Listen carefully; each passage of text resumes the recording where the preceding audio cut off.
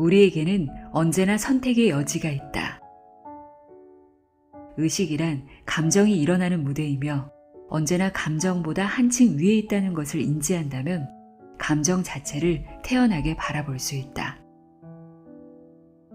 즉 하늘에는 언제나 구름이 뜨기 마련이고 우리는 곧 하늘인 것이다.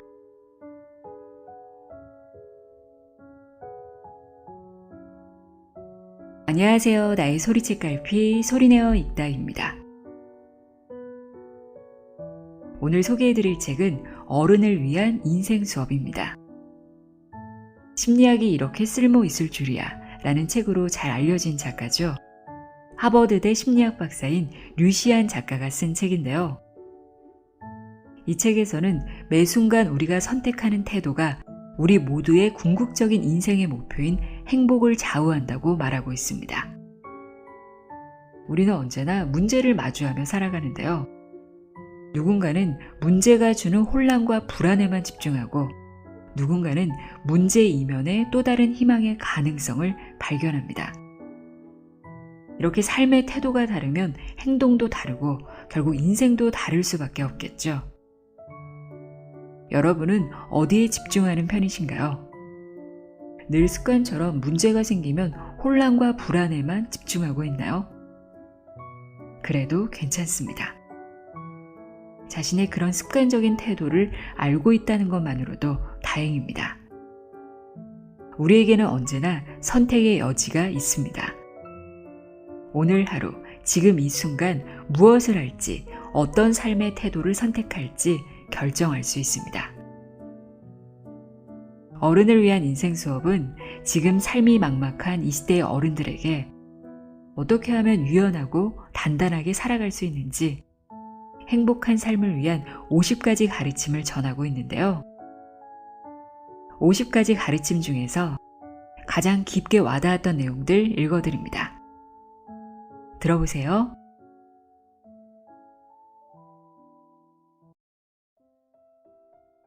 상처를 바라보는 관점을 바꿔라.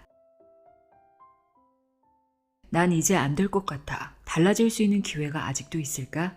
라고 생각하는 사람 중 대부분은 사실 스스로 답을 이미 알고 있다.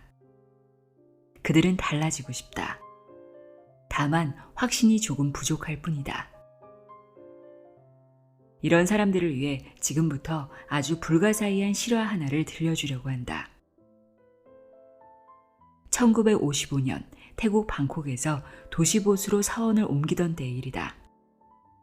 와트라이밋이라는 사원 안에는 석회 반죽으로 된 거대한 불상이 있었다. 키는 무려 4m, 너비는 3m에 달하는 좌불상이었는데 오랫동안 얇은 철판 지붕 아래에 놓여 있어 보관 상태가 좋지 않았다. 옮기려면 엄청난 힘이 필요해 보였다. 아니나 다를까 일꾼들이 불상을 들어 올리는 순간 표면이 갈라지기 시작했다. 사원의 주지승은 불상이 더 손상될까 두려워 작업을 중단시켰다. 그날 밤 비가 아주 많이 내렸다. 주지승은 잠이 오지 않아 손전등을 들고 나가 불상을 살펴보았다. 불상 표면의 틈새는 갈라지고 있었고 석회반죽 덩어리까지 떨어져 있었다. 불상 내부를 조금 더 살펴보던 주지승은 갑자기 깜짝 놀라며 주저앉았다. 그리고 벌떡 일어나서 방으로 달려가 다른 승려들을 깨웠다. 승려들은 손전등과 도구를 손에 쥐고 한밤중에 달려나왔다. 주지승의 지도 아래 승려들은 경을 읽으며 불상의 틈을 따라 시공을 시작했다.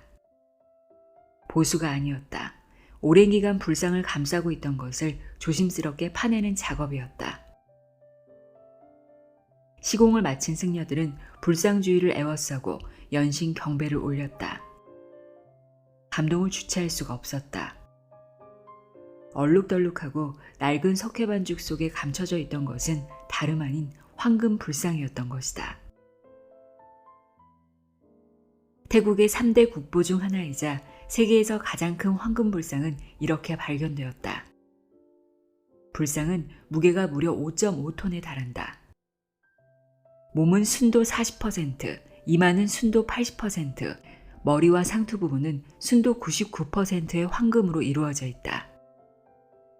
오늘날의 금값으로 계산하면 대만 달러로 최소 75억 원, 하나로 약 3,000에서 3,200억 원에 이른다. 불상은 13, 14세기 스코타이 왕조 시대에 만들어진 것으로 추정된다. 언제 석회반죽으로 뒤덮이게 되었는지는 확실하지 않지만 이런 상태로 최소 200년을 지나온 것이다. 1767년 미얀마의 침공과 불상 파괴를 피해 몇 번을 옮겼지만 이 진귀한 참모습을 발견한 사람은 아무도 없었다. 주지승은 석회 반죽 조각 사이에서 특수 제작된 열쇠 하나를 발견한다. 열쇠를 이용해 불상을 구등분할 수 있었는데 이것은 아마도 이동을 편하게 하려고 만든 것으로 보인다. 불상의 제작자가 얼마나 꼼꼼하게 제작했는지 알 수 있다. 하지만 도대체 누가 또 무엇 때문에 이 귀한 보물을 감춰놓았던 걸까? 역사적으로는 그 어떠한 기록도 찾을 수가 없다. 마치 영화 속 이야기 같다. 나는 이 이야기가 무척 마음에 들었다. 마치 우리가 상처를 입고 난 후 나를 다시 발견해가는 과정과 비슷해 보이지 않는가? 우리의 참나는 어디로 갔는가? 한때 우리에게는 소중하게 대우받을 가치가 있는 참나가 있었다. 마치 어머니가 아기를 바라보면 흐뭇한 미소가 흘러나오는 것처럼 우리가 초심을 지키고 참나를 받아들이면 생각과 언행이 일치하며 빛이 난다. 하지만 우리는 나이가 들면서 스스로를 보호하고 또 무리 속에 들어가기 위해 참나의 투명한 몸체 위로 보호색을 한층 또 한층 덧바른다. 그렇게 평범하고 특별한 것 없는 내가 된다. 우리는 침묵하는 법과 억지로 웃는 법을 배우고 다른 사람과 똑같은 차림을 하고 똑같은 가십거리를 나눈다. 시간이 흐르면서 나의 본래 모습을 점차 잊어버린다. 점토로 뒤덮인 내 모습은 곧 나 자신이 되어버린다. 그것을 지키느라 그 뒤에 더 강인하고 빛나는 본질이 있다는 것을 잊어버린다. 그렇다면 진짜 나를 어떻게 찾아낼 수 있을까? 때때로 이런 순간이 있다. 어쩔 수 없이 좌절을 마주해야 할 때, 안전지대를 벗어나야만 할 때, 수없이 넘어질 때, 바로 이때 나의 상처를 자세히 관찰하는 것이다. 그렇다. 우리는 살아오면서 많은 상처를 입었다. 어쩌면 앞으로 영원히 상처를 안고 가야 할지도 모른다. 하지만 이 불운을 나 자신을 알아가는 기회로 볼 수 있다면 그 틈 안에 숨겨진 새로운 힘이 보일지도 모른다. 자아가 무너짐을 인지하고 안정된 상태가 흔들리기 시작하면 다른 사람이 보게 될 나의 약한 모습을 감출 수 없다. 하지만 우리는 여전히 살아있다. 지구도 나를 따라 멈추지 않고 쉼없이 돌아간다. 순간 짐이 덜어지고 가벼워짐을 느낀다. 이건 마치 물에 빠져 발버둥을 포기할 때쯤 숨을 크게 한번 들이켜니 내가 양서류였다는 사실을 발견하는 것과 같은 느낌이다. 긍정적인 변화를 일으키는 두 가지 마음. 심리학에서는 이것을 외상후 성장이라고 부른다. 삶의 격변을 경험하고 나면 오히려 더욱 강인해진다는 것이다. 이렇게 긍정적인 변화를 만드는데 중요한 작용을 하는 것이 두 가지가 있다. 첫째, 감사하는 마음이다. 감사하는 마음을 연습하면 불행을 은혜로운 일로 재해석하는 데 도움이 된다. 둘째, 믿음이다. 여기서 믿음이란 반드시 종교적인 믿음이 아니라 자신에 대한 신념을 말한다. 내가 이 세상에 존재하는 것에는 계획과 목적이 있다는 사실을 믿는 것이다. 그 목적이 무엇인지는 몰라도 괜찮다. 그 사실을 믿는 것만으로도 목적을 계속해서 찾게 되고 그것은 곧 나를 변화시키는 계기가 될 것이다. 우리의 마음은 외부 세계를 변화시키고 또 나의 외적 자아를 변화시킨다. 벌어진 틈을 용감하게 파내다 보면 나의 상처 안에 숨겨진 커다란 힘을 발견할 것이다. 당신을 위해 마음 안에 남겨둔 그 열쇠를 찾을 수 있기를. 균형 잡힌 인생은 존재하지 않는다. 언젠가 균형이라는 주제에 관한 아주 재미난 강연 영상을 본 적이 있다. 강연이 시작되자 강연자는 무대에서 물구나무 서기를 한 채로 관중을 바라보며 말했다. 우리는 오늘 균형에 대해 다른 각도에서 이야기해보려 합니다. 여러분은 지금 제가 물구나무 서기를 한 모습을 보고 계시는데요. 편해 보이나요? 하나도 안 편해 보이죠? 저는 지금 수시로 제 몸을 움직여서 조절해줘야 넘어지지 않습니다. 자유롭게 자리를 옮길 수도 없고요. 이어서 그는 훌쩍 돌아내리더니 무대 위에 선 상태로 말을 이어갔다. 우리는 누구나 살면서 삶의 균형을 이루고자 합니다. 그게 옳은 거라고, 심지어는 그게 인생의 목표인 것처럼 주입되어 왔죠. 하지만 솔직히 말씀드리면 그건 불가능한 일입니다. 나는 이 오프닝에 무척이나 공감했다.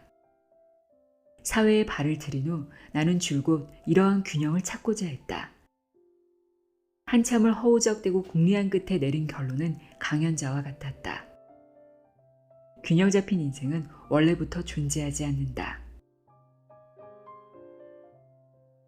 완벽한 균형이란 없다. 완벽한 균형을 얻는다는 것은 불가능하다. 왜냐하면 인생은 변수로 가득하기 때문이다. 나의 삶과 일이 드디어 균형을 이루고 심리적 안정을 느끼는 순간 하늘은 내게 또 다른 변화구를 던진다. 우리는 또다시 다급한 마음으로 임기응변을 발휘해 위기를 처리해 나가야 한다. 평범해 보이는 인생도 끊임없이 바쁘게 돌아간다. 얻는 것이 있으면 반드시 잃는 것이 있듯 한쪽에서 원하는 것을 이루면 다른 한쪽은 실망하게 된다. 살아가며 모든 일을 완벽하게 할 수는 없다. 무엇이든 완벽하게 하려다 결과적으로는 단 하나도 제대로 못할 수 있다. 그렇다면 이렇게 생각해 볼 수 있겠다. 불균형을 피할 수 없다면 생각을 바꿔서 그 상태를 감싸 안아 주는 건 어떨까? 처음 달리기를 시작했을 때 나는 쉽게 지쳤다. 발과 다리가 욱신거리고 아팠다. 그런 나에게 코치가 말했다. 선생님이 힘든 이유는 몸이 계속 중력과 싸우고 있기 때문이에요. 발을 써서 앞으로 이동하는 동시에 발꿈치는 몸을 멈춰서게 하죠. 이때 발꿈치가 신체의 무게를 고스란히 떠받치면서 앞으로 이동하는 힘이 줄게 돼요. 이렇게 한번 해보세요. 몸을 앞으로 살짝 기울여서 몸이 자연스럽게 중력을 따라가도록 한 뒤에 발이 몸을 쫓아가도록 하는 거예요. 나는 코치의 조언대로 꼬박 2주간 연습했다. 처음에는 좀처럼 익숙하지 않아서 금방이라도 넘어질 것 같았다. 하지만 차차 감을 잡았고 이 방법의 장점을 깨닫기 시작했다. 몸이 앞으로 기울어질 때 우리는 넘어지지 않기 위해 손발을 앞으로 뻗게 된다. 자연스러운 반응이다. 이때 큰 걸음으로 발꿈치를 착지시키지 말고 발바닥으로 통통 바닥을 튕기듯 하면 몸이 자연스럽게 앞으로 계속 나아간다. 사실 이것은 일부러 균형을 깨는 것이다. 하지만 이 방법을 활용하면 중력을 앞으로 나아가는 동력으로 전환시킬 수 있다. 코치는 이렇게 덧붙였다. 자세가 정확하면 달릴 때는 진짜 넘어질 것처럼 느껴져도 오히려 달리기의 효율은 더 올라가죠. 정말 그랬다. 이 방법을 배우고 나서는 언덕길도 훨씬 수월하게 올라갈 수 있었다. 균형을 잃었을 땐 잃은 대로의 의미가 있다. 다시 우리 삶으로 돌아와 생각해보면 균형을 잃어버린 상태는 그 자체로 아주 큰 힘을 가진다. 저항하는 대신 이 에너지를 슬그머니 활용해보자. 예컨대 나는 달리기를 하고 나면 몸은 피곤하지만 오히려 정신은 맑아진다. 이때는 전화 업무를 하기에 딱 좋다. 한 차례 전화를 돌리고 나면 조금 지루해지고 머리가 과열되는데 또 이때는 뚱땅거리며 음악 작업을 하기에 좋다. 작업 후 기분이 다소 고조되면 이때는 아이들과 놀아주기에 딱이다. 이제 보니 가정과 일, 취미와 직업, 사회생활과 개인, 신체와 영혼, 이 모든 것이 시계추의 양끝과 닮았다. 리듬을 잘 타고 있다가 균형을 잃은 듯 할 때 시계추를 따라 그에 맞는 일을 해보자. 대립하고 있던 상황이 서로를 보완해주고 흔들림 속에서 또 다른 자유를 찾을지도 모른다.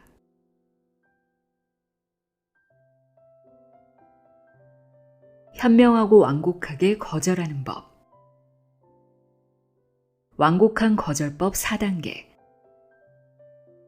도대체 거절은 왜 그렇게 어려운 것일까? 그 이유를 짐작해보면 한 인간으로서 우리는 동료 집단에 받아들여졌다는 확신을 필요로 한다. 이로써 소속감을 느끼고 사회 속에서 신분과 계급을 발전시켜 나간다. 그 때문에 우리는 타인에게 거절의 말을 잘 하지 못한다. 동료들에게 받아들여지기를 바라기에 거절로 인한 갈등이나 대치 상황을 피하고 싶어 한다. 또한 우리는 때로 상대방이 실망할까봐 차마 거절하지 못하기도 한다. 하지만 현실적으로 우리의 정신력과 체력에는 한계가 있어서 모든 사람의 요구를 만족시킬 수는 없다. 스티브 잡스는 비즈니스 워커와의 인터뷰에서 이런 말을 한 바 있다. 노라고 말할 수 있어야 정말 중요한 일에 집중할 수 있다.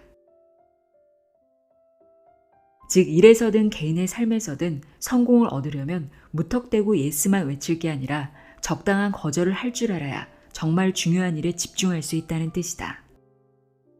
그럼 어떻게 해야 서로가 어색해지지 않게 넌지시 노를 이야기할 수 있을까? 곤란을 겪고 있는 여러분에게 완곡한 거절법 4단계를 제안한다. 1단계, 잠시 멈추기. 곤란한 요구를 하는 상대에게 대답을 해야 할 때 표정과 함께 중요한 말을 하기 전에 첫 문장 앞에서 운을 떼는 말인 발어사를 일부 활용해 본다. 이를테면 생각에 빠진 얼굴을 하면서 가 같은 소리를 낸 뒤 적어도 3초 정도는 멈추었다가 대답을 하는 것이다. 보통의 사람이라면 조금 불편하구나 혹은 좀 곤란한가 보다 라는 것을 은연중에 이미 느끼고 있을 것이다. 이렇게 운을 띄우는 동안 나의 상황을 고려해 볼 틈이 생기고 이어서 할 이야기를 미리 준비할 수 있다. 2단계, 상대의 사정을 이해한다는 것을 알리기. 내 앞의 상대가 앞으로도 좋은 관계를 쭉 유지하고 싶은 온유한 사람인데 단지 서로의 타이밍이 좋지 않은 경우가 있다. 이때는 공감의 방식을 활용해서 내가 상대의 입장을 충분히 생각해 보았다는 것을 알려주는 것이 좋다. 요즘 내가 맡은 프로젝트가 너무 많아서 정말 바쁠 거야. 화보 디자인을 도와줄 사람이 정말 필요하다는 것도 잘 알아. 혹은 더 간단히 말해도 좋다. 무슨 이야기인지, 그런데 라고 짧게 공감의 표현을 한 후 자신의 사정을 이야기하는 것이다. 3단계, 불편한 상황을 확실히 말하기. 요즘 우선적으로 처리해야 할 일이 많다고 솔직하게 말해도 좋다. 단, 불평하는 듯한 말투는 삼가야 한다. 나의 곤란한 상황을 사실 그대로 이야기한다. 내가 요즘 프로젝트를 3개나 맡고 있어서 바쁘네. 그리고 가족이 몸이 좋지 않아서 돌봐줘야 하거든. 전처럼 자주 야근을 할 수가 없을 것 같아. 이쯤 되면 상대방도 당신이 정말 시간이 없어서 도와주지 못한다는 것을 알게 될 것이다. 4단계, 다른 해결 방안을 제시하기. 마지막 단계는 대화를 원만하게 끝내기 위한 단계로 다른 의견을 제시하기다. 예를 들면 다른 디자이너에게 물어보는 건 어떨까? 아니면 내가 아는 프리랜서 디자이너에게 물어봐 줄게. 답처럼 이야기할 수 있다. 만약 비교적 간단한 부탁이라면 이렇게 제안해 봐도 좋다. 인터넷에서 무료 디자인을 찾아보는 건 어때?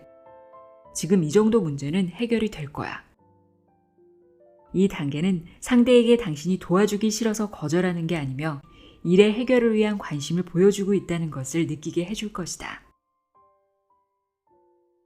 일단 잠시 멈춘 뒤 상대방의 사정을 이해하고 있다는 표현을 하고 나의 곤란한 상황을 이야기한 뒤 대체 방안을 제시하기.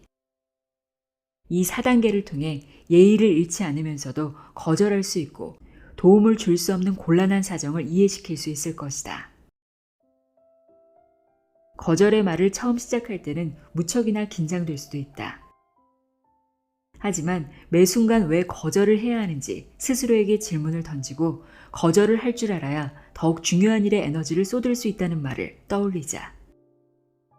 대만 작가 아이리가 30이면 어른이 될 줄 알았다에서 썼듯이 다른 사람의 어려움을 헤아렸기에 자신을 어렵게 할 수밖에 없는 것이다.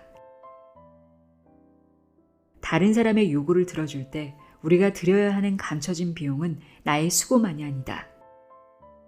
소중한 사람과 함께하는 시간도 포함된다. 그러므로 내가 아끼는 모든 것을 위해 기죽지 말자. 현명하고 완곡한 거절은 연습만으로도 충분히 가능하다.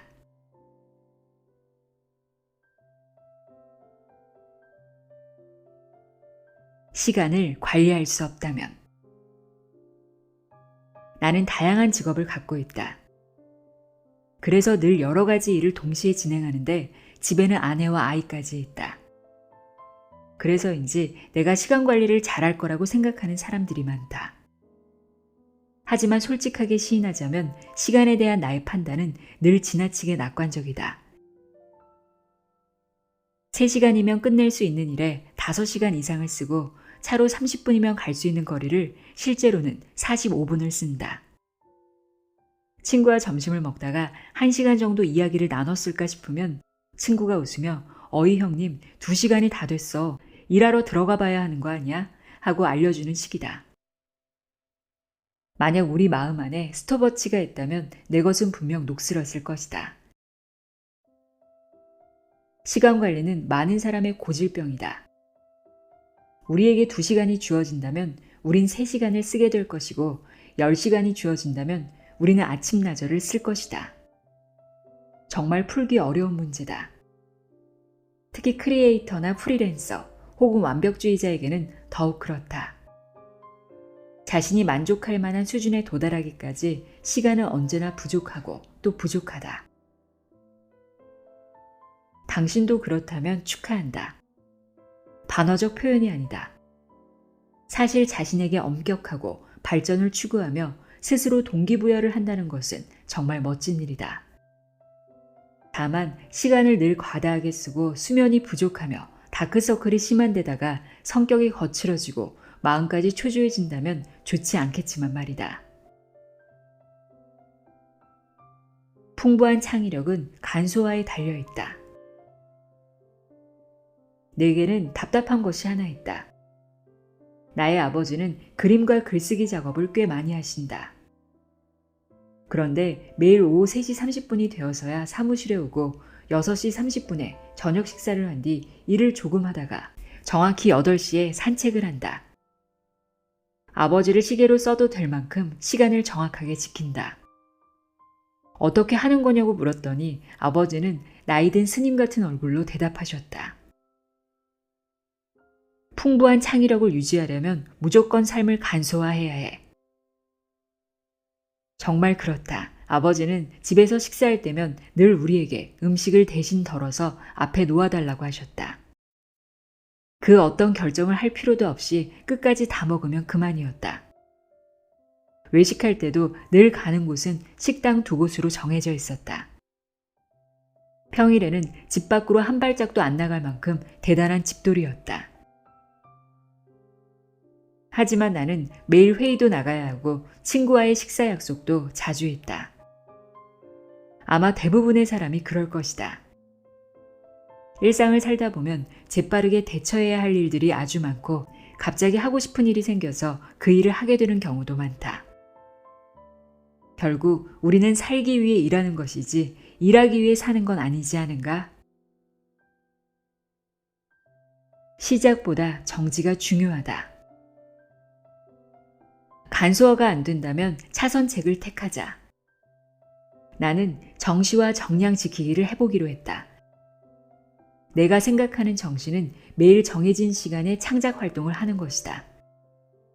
정량은 매일 너무 많은 일을 하지 않는 것이다. 나는 현재 매일 아침 9시부터 11시까지 시간을 정해두고 글을 쓴다. 모든 방해를 없애고자 휴대폰과 와이파이를 끈다. 한눈을 팔지 않도록 종이를 옆에 한 장 놓아두고 다른 업무 생각이 나면 일단 그 종이에 적어둔다. 중요한 건 11시가 지나면 글을 반밖에 못 썼더라도 무조건 컴퓨터에서 벗어나는 것이다.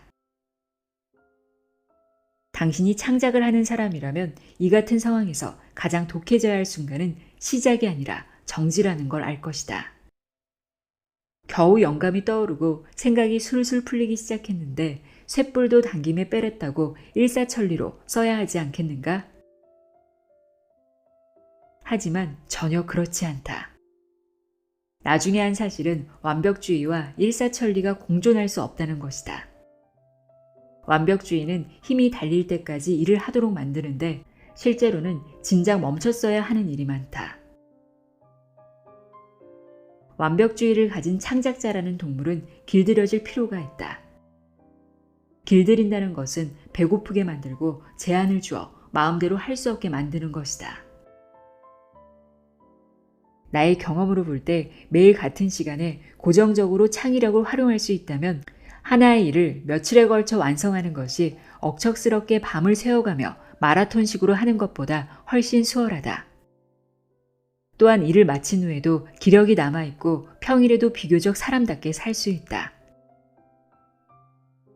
유전인자가 강하면 창작자라는 동물은 생존법을 금방 찾아낸다. 영감을 사냥하기 시작하면 더 이상 눈만 높은 창작자가 아니다. 뿌리를 캐내고 그 자리에서 재료를 취합해 임기응변하면서 오히려 더 큰 창의력을 발휘할 것이다. 그러므로 만약 당신이 창업자나 프리랜서, 1인 회사 혹은 창의적인 일을 하는 게 꿈인 사람이라면 정시와 정량 지키기를 제안한다. 창작자라는 동물을 시간이라는 틀에 가두고 서커스에서 불길 치솟는 고리를 통과하거나 줄타기를 하는 것처럼 훈련시킨다.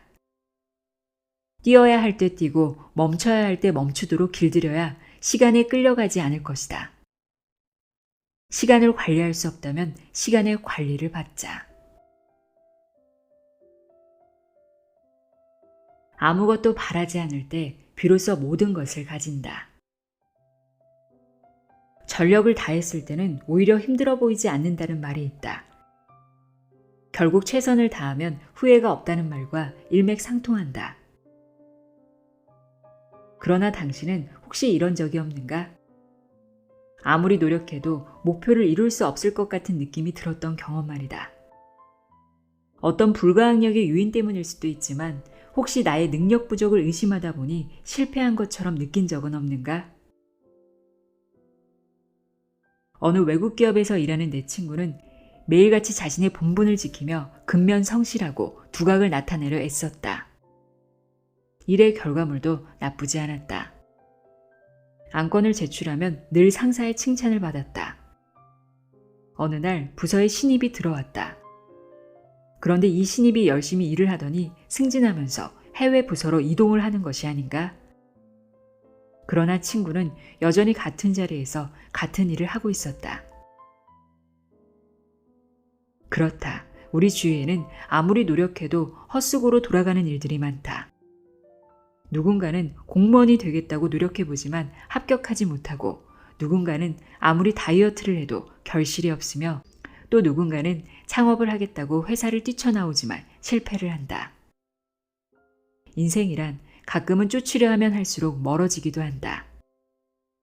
이처럼 인생의 밑바닥으로 떨어졌을 때 원망하고 한탄하는 것 말고 이 썰물에 휩쓸려 잠기지 않으려면 우리는 무엇을 할 수 있을까?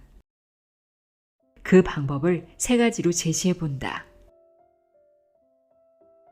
첫째, 나 자신과 대화하기. 일단 최선을 다했다면 우선 나에게 나도 정말 많이 노력했어 라고 이야기해주자. 노력 자체가 쉽지 않은 일이기 때문이다. 노력이란 내가 얻고자 하는 것이 무엇인지 알기 때문에 그것을 얻고자 행동으로 옮기는 것이다. 자신이 원하는 것이 무엇인지도 모른 채 매일을 아무런 생각 없이 살아가는 사람도 많지 않은가? 그러니 최선을 다했던 자신에게 박수를 보내라고 권하고 싶다. 격려를 보낼 가치가 충분하니까. 둘째, 받아들이는 연습하기. 이미 할 수 있는 노력을 다했음에도 일의 진전에 희망이 보이지 않는다면 마음으로 받아들이자. 외부 환경이나 다른 사람의 생각은 변화시킬 수 없지만 나의 마음을 조절하는 것은 가능하기 때문이다. 일이 영 내 생각대로 되지 않는다면 차라리 받아들이고 방향을 바꿔야 더 많은 선택지가 생긴다. 아무리 정신없이 쫓아가 보아도 꿈에 다다를 수 없다면 마음을 느긋하게 먹고 받아들이는 연습을 해보자. 자신을 너무 몰아붙이지도 다른 사람을 바꾸려고 애쓰지도 말고. 셋째, 시선을 멀리 두기. 우리는 가끔 눈앞의 것에만 집중하느라 장기적인 발전에는 소홀해진다. 예를 들어 앞에서 언급했던 친구의 경우 분명 자신은 부족함이 없다고 생각했을 터인데 무엇 때문에 다른 사람이 먼저 승진을 했을까? 그가 여유로운 마음을 갖고 자신의 역할을 분명히 했다면, 또 자신이 좋아하는 직책에서 지속적으로 자신 있게 날개를 펴나갔더라면 많은 이들의 눈에 들었을 것이다. 더 나아가 그가 생각지 못한 능력을 가진 사람이라는 것을 사장까지 알게 되었을지도 모른다. 우리가 마음을 느긋하게 갖고 나의 분야에서 능력을 계속 발휘해 나가면 상상하지 못했던 기회들이 제 발로 찾아올 것이다. 목표가 분명하면 과거에 얻고 잃었던 것으로 인한 부정적인 감정 안에서 맴돌지 않는다.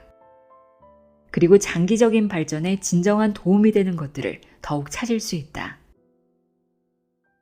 나의 그릇이 커지면 행운의 레이더 역시 함께 커진다. 아무것도 바라지 않을 때 비로소 모든 것을 가진다라는 말처럼. 이제 우리는 안다. 욕심을 모두 버려야 하는 게 아니라 더 이상 나의 내면과 다투지 않아야 한다는 것을. 내려놓음을 배우고 그동안의 것을 내려놓아야 앞으로의 것을 손에 넣을 수 있다.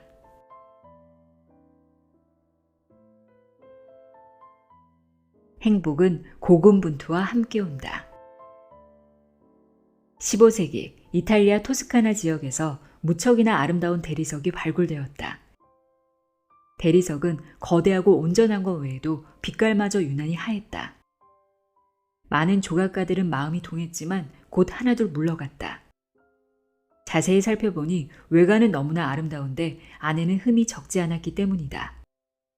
조각을 새기다가 돌이 완전히 갈라져 버릴까봐 걱정이 되었던 것이다. 그리하여 이 대리석은 야외에서 10년이 넘게 방치된다. 젊은 예술가 한 명이 도전해 오기 전까지는. 이 젊은 예술가는 바로 미켈란젤로다. 당시 그는 29세였다. 많은 예술가들은 그가 어리고 오만하며 주제넘는다고 생각했다. 한쪽으로 멀찌감치 비켜서서 좋은 구경할 날을 기다리고 있었다. 미켈란젤로는 꼬박 2년을 이 돌에 온 정성을 쏟으며 함께 지냈다. 거의 강박에 가까울 정도로 집착했다. 눈 뜨자마자 최대한 빨리 일을 시작하기 위해 잠을 잘 때도 신발을 신고 잤다. 작업실이 너무 작아 정원에서 조각해야 했는데 비가 와서 다 젖어도 흠뻑 젖은 몸으로 쉬지 않고 노력했다. 그가 작품 소재로 삼았던 것은 구약성서에서 가져온 다윗과 골리앗이었다. 이스라엘인과 블레셋 사람들이 전투를 벌이는데 블레셋 군대가 골리앗이라는 이름의 성격 사납고 덩치 큰 군인을 내보낸다. 이스라엘의 군대는 어느 누구도 섣불리 골리앗에게 덤비지 못했다. 그것은 곧 죽음이나 다름없었기 때문이다. 이때 양치기 소년이 자진해서 나서는데 그가 바로 다윗이다. 다윗은 무기도 갑옷도 없이 그야말로 맨주먹에 맨몸으로 나선다. 블레셋 사람들은 다윗을 보더니 미친 듯이 웃으며 골리앗이 이 소년의 가죽을 벗길 때만 기다린다. 전쟁에 나선 다윗은 기회가 한 번뿐이라는 것을 알았다. 유일하게 쓸 수 있는 무기는 끈 하나와 돌멩이 5개. 그는 돌을 끈에 매달아 빠르게 흔들다가 조준을 한 뒤 세게 무림매를 던졌다. 그러자 돌은 골리앗의 이마를 정확히 명중하고 골리앗은 바닥에 쓰러진다. 다윗은 재빠르게 달려가 골리앗의 칼을 뽑은 뒤 그의 머리를 베어버린다. 이에 사기가 진작된 이스라엘인들이 우르르 몰려들자 블레셋 사람들은 난리통 속에 역전패를 당한다. 다윗과 골리앗 이야기에 담긴 정신은 피렌체 주민들의 사랑을 받았다. 그리하여 당대 예술가들의 작품 소재로 여러 번 활용되었다. 그러나 다윗은 매번 승리의 자태로만 표현되었다. 골리앗의 몸을 밟고 있거나 방금 막 내려친 머리를 높이 치켜들고 있는 모습 등이다. 하지만 미켈란젤로는 대담한 결정을 내린다. 다윗이 전쟁터로 막 나서서 돌을 던지려던 그때 아직 승패를 알 수 없었던 그 순간을 표현하기로 한 것이다. 그리하여 이 작품에서는 승리 후의 자랑스러운 모습이 아니라 전쟁 전의 불안을 볼 수 있다.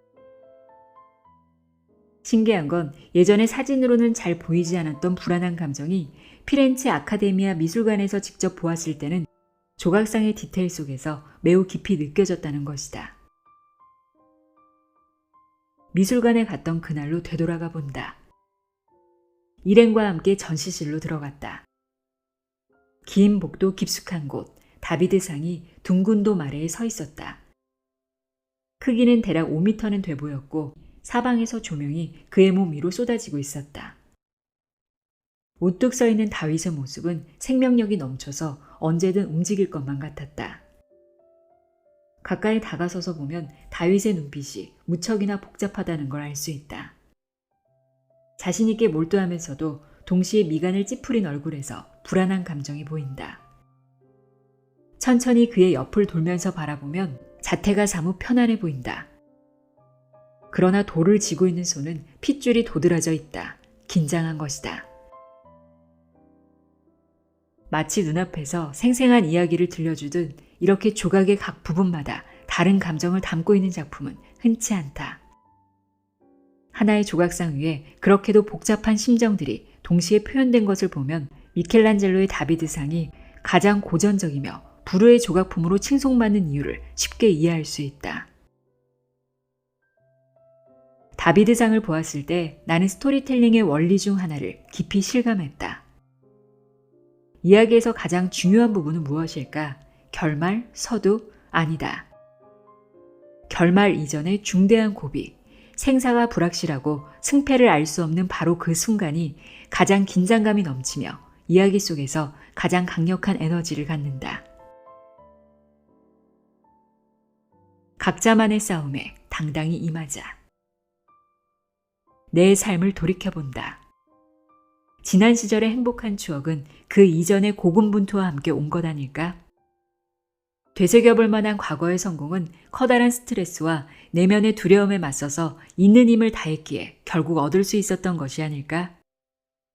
그 순간에야 물론 엔드로핀이 대량 분출되겠지만 그 이전의 긴장감과 실패에 맞서는 위험이 없었다면 그 뒤의 성공이 그렇게까지 기쁠 수는 없었을 것이다. 편안한 마음과 집중력, 꽉 찬 믿음으로 나의 능력을 끝까지 발휘하는 것. 마치 신이 돕는 듯한 이런 느낌 역시 심리학자가 말하는 최상의 상태다.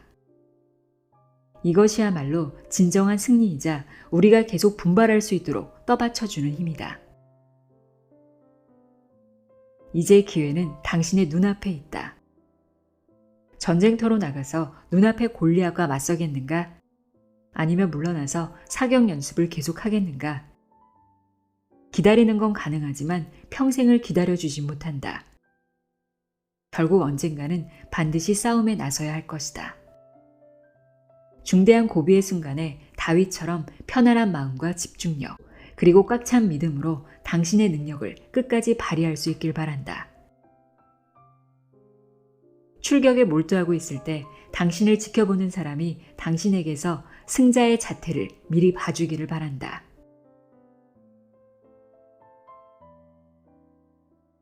나의 소리책갈피 소리내어 있다였습니다.